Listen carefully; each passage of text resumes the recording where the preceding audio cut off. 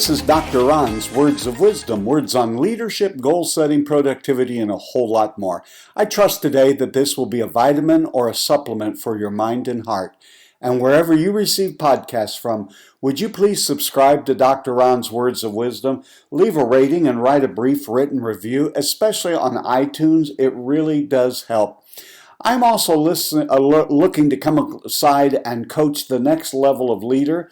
And if you'd like to get into a coaching relationship or explore the possibilities, if you're a little stuck or you need to move toward your goals and your dreams, just go to drronblake.com/call, drronblake/call. Get on my calendar. I will give you a call and we'll see what the possibilities may be. Today I want to talk to you about something that we're going to entitle decision fatigue. As a leader, you are continually in a position where you have to decide. And even if you lead at work or at church or in an organization or even just your family, there's not just one area of life where you are expected to make decisions. You're expected to help make decisions at home. There are personal things in your life that you have to decide. Every day we are bombarded with hundreds, it seems like, of decisions. And there comes a point in your life when you have so many areas to decide that you fail and come to what is almost called a decision fatigue. You begin to resist having to make any decision. You begin to resist any attempt to make change in your life. You then become a really risk-averse person. So how do you do this? How do you keep making the decisions you need to make, but don't get on decision fatigue or overload? There are lots of things that I do and lots of things that I have conducted podcasts about that I believe have helped me down through the years to combat this weariness with decision and kind of putting some things just on autopilot. I think one of the very first things you have to do in order to combat decision fatigue is revisit your priorities and really make them priorities and then allow them to prioritize your life, your schedule, your relationships, your goals, your burdens, everything. Right now, could you tell me if I showed up at your front door, if your business or your home, and I said to you, my friend, tell me what your top 2 to 5 priorities in your life are. Could you check them off immediately in 10, 15, 30 seconds? If you don't have priorities, I guarantee you people where you work do, your children do, your neighbors do, the politicians do. Someone has a priority for you. So I would like for you to give your life to working out and working on the priorities that you have established and not someone else's dreams and agenda. Now here may be one of the best pieces of advice in battling decision fatigue, because some of us right now are in some overwhelming situations. The culture and the political climate and disease and all of that is just causing an almost overwhelm. And I guarantee that there are some that are listening. At home, you have some special trials that are happening. At work, you are overwhelmed with what is happening. So how do you do that? You can't always take a lot of that stuff off your plate today. But here is something that has helped me immensely, and I've done this for a lifetime, and that is simplify every decision you can simplify. By that I mean if you decide ahead, you take that off the decision waiting list of another thing today I have to decide. That is why I have a morning and an evening routine. I do not get up any morning and wonder what I should do. I have already planned it out the night before, and I have a routine of things I just check off. I don't have to decide because I pre-decided. I have already made that decision ahead of time. The evening routine helps me in that it is during the evening routine, and this is not a podcast on my evening routine, but simply to say a part of that is I look over my calendar, I look over the projects that I'm working on, I look over my goals. What are the three most important activities? Now you can use 2, you can use 5. You can't probably get too far beyond that. Again, if you're new, it doesn't mean I'm only going to do 3 things tomorrow.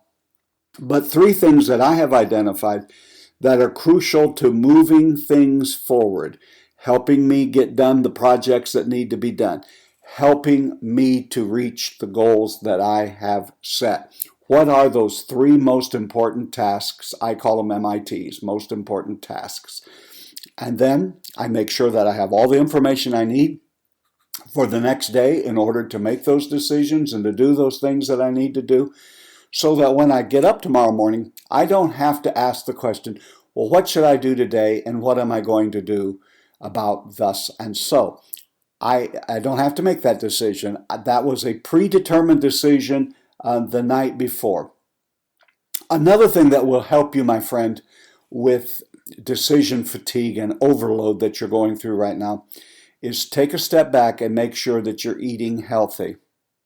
Someone said, I can't afford to eat healthy.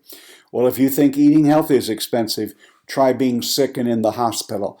That is very expensive. And take care of yourself. Eat properly. Make sure you're getting proper nutrients. I'm not going to advocate for or against supplements, but if you need to do that, just take charge of your health. And a major portion of what I discovered is regular, consistent, rigorous exercise not only has helped me physically, but it's helped me emotionally, mentally, and spiritually as well. And it will relieve, it is the greatest stress reliever I know. And so I would advocate, even if you aren't exercising, walk around the block. Start small, but get out and get moving. That will help you. Oftentimes when we're busy, one of the things that gets curtailed is our sleep and rest. I came out of the school of thought that people who took naps during the day were probably lazy. When I was elected to the position that I was elected to, the person where I lived who had that position said to me, Ron, one of the things you're going to have to learn is you cannot work a full day when you have meetings in the evening, and especially meetings that you're going to have to drive to. You'll be putting in 14, 15-hour days. So he said to me and gave me permission, when you have those long days where there are things that have to be done during the day, but you're going to have evening meetings that involve driving to and back from, go ahead, go home in the middle of the afternoon and take a 30-minute nap. He said, if you're not oriented to taking a nap, just rest your mind. So I am saying to you that one of the reasons that you may be suffering from decision fatigue and overwhelm is the fact that you aren't getting the proper amount of rest. Okay, enough of me acting like I'm your dad. Another thing that will help alleviate some of the stress from the overwhelm that will lead to decision fatigue that many of you are experiencing is the need for downtime. I don't know when you'll be listening to this podcast, but this is coming as a lot of people's vacation plans have been canceled, and the things that we would love to do and like to do, we're not able to do because of a concern over a virus. Even if it's a staycation, even if you have to stay around home, even if you have to make day trips, even if you can only get away for 2 or 3 hours, take time with your family and take time for downtime. Why I have goals and why I determine the night before and why I reverse engineer them so that I will know the action steps that I need to take is to help me not be overwhelmed with the decisions that need to be made. Wherever you live, wherever you work, there are going to be busy seasons. There are going to be overwhelmingly busy seasons at times. I really didn't understand decision fatigue until in 1980 I was on a mission trip in Russia. And a part of that time, we were in a very small town in Russia, and Going grocery shopping with the person in charge of that meant going to about 5 little markets because you couldn't buy everything you needed at one store. I remember when I came back home to the US and my first trip into a grocery store and seeing all the various styles and types of loaves of bread and cheese, whereas in where I'd been a week before, you'd see 3 or 4 items on the shelf. I for the first time could understand how someone could be paralyzed, because if someone sent you to the store for a loaf of bread and there are, seems like, hundreds of different choices, that's sort of what you may be facing at work or in your family. There are just so many choices and so many decisions that it can seem to overwhelm you. In the city where I live, some folks from Papua New Guinea were in our city, and we were hosting them. And Papua New Guinea, where these folks were from, is very rural, very hard. And it was amazing to me that they would ask me to put them in my vehicle, take them to Walmart, and just drop them off. And they would stay there anywhere from 4 to 7 hours. Well, after in 2018, I got to visit their country, and I kind of began to understand it. It was just an amazing thing to them to be in one store that had so much. And they too were suffering from decision fatigue. Let's talk about a few of the things that you're facing. Right now, you're having decision fatigue.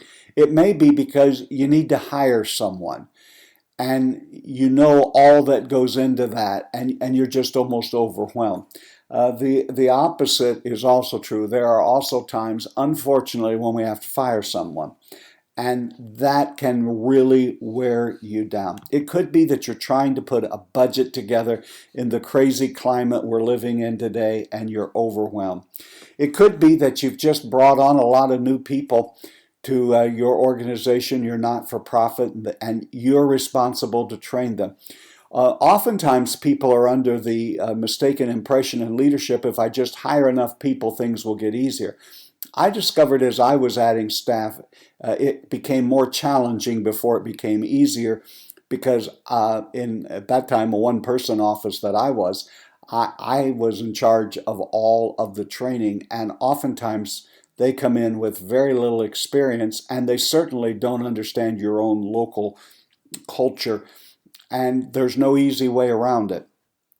You're just going to have to jump in hip deep and wade your way through it, and work on that and get them trained. There are always budget, personnel issues, and then there's goals. It's hard when we're trying to put out fires continually to get ourselves away and to be quiet long enough to say, what is it that I really value? Who am I? Why am I here on earth? And what is it that I'm supposed to be doing? If you're the leader of anything, you are the chief problem solver. Any kind of a problem that can't be solved somewhere else will end up on your desk. And I have discovered that decision fatigue comes to many people because they just grow weary with trying to solve the myriad of problems that come their way. And so right now, I think you have to determine, is this an emergency? Is this a crisis? Oftentimes, everyone that brings anything to me believes it's a crisis. And I have discovered what may be a crisis for them is not necessarily one for me. In that, I mean, we can still step back, do due diligence, investigate, and decide what needs to be done. Oftentimes, it's because of a lack of planning and training on someone else's part that they'll seek to dump all of their work on you when it becomes an emergency. And you really can't delegate a lot of problem solving at certain levels when you're in leadership, because that's why you're there. I have also noticed that decision fatigue really rears its ugly head when you're in the midst of a lot of change. If you've changed personnel, you're changing procedures, you've changed jobs, positions, or you're doing something new, or your children are leaving the nest. There are all sorts of health changes. There are all sorts of things that just the need of change and the rapid speed with which change is happening can cause folks to have decision fatigue. Getting everyone on the same page at your organization can cause a tremendous amount of fatigue and work. Another little tidbit that I would say to you, when I look over the things that I have to do on the next day, part of my evening routine, one of the things that I have committed myself to is doing a big thing, making important and big decisions in the morning. I am a morning person. I always have been, and I've even more calibrated and trained myself that way. So that which needs a lot of thought, a lot of prayer, a lot of processing are the things that I do in the morning when I'm still fresh. I would also say if you're suffering from decision fatigue, find you a decision matrix even if you have to make one up. For years I used the Eisenhower matrix, named after President Eisenhower, which he had it worded in a particular way. I ended up just taking a sheet of paper, this is pre-electronic days, and dividing it into quadrants. And I had one quadrant named do. These are the things that have to be done today. They have to be done this week. The second square, the second quadrant, would be delay. This is something that still needs to be done. It's something that needs my attention, but it doesn't have to be done today, but it does have to be done soon. So what do I need to know? What do I need to do? Who do I need to talk with in order when that becomes something that's due today, I'll have the information. The third quadrant was called delegate. I was by nature not a very good delegator. I guess I felt as I was bringing staff on, it would take them so long to do it. I can do it more quickly. I know the system. I know what I'm looking for. I just did it myself. Leader, begin to train your people so that one day you can hand off things to them. Find out what their gift mix is. Find out what their strengths is and be prepared to delegate. And so I had to really work at, here are some things that I could delegate. Oftentimes, it was things that I could do, but I could easily train someone quickly to do them. So the third quadrant is delegate. And then the fourth one was delete. It's amazing the amount of things in the early days that I put on my to-do list really didn't need to be done at all. And it's okay once in a while to say, I don't have the time, I don't have the disposition, this is not a priority, and you just scratch it off. You might even just Google decision matrix. You'll find all kinds of them. You've been listening to Dr. Ron's Words of Wisdom, words on leadership, goal setting, productivity, and a whole lot more. And hey, I'm looking for some folks that are looking for a coach that I could come along and help coach you. If you would like to see what the possibilities would be, just go to drronblake.com/call, drronblake.com/call. Get on my calendar. I will call you in a pre-agreed time, and we'll see what the possibilities are. Remember, my leadership friend, you are doing better than you think you are. You really are. And until next time, this is Dr. Ron saying have a great and blessed day.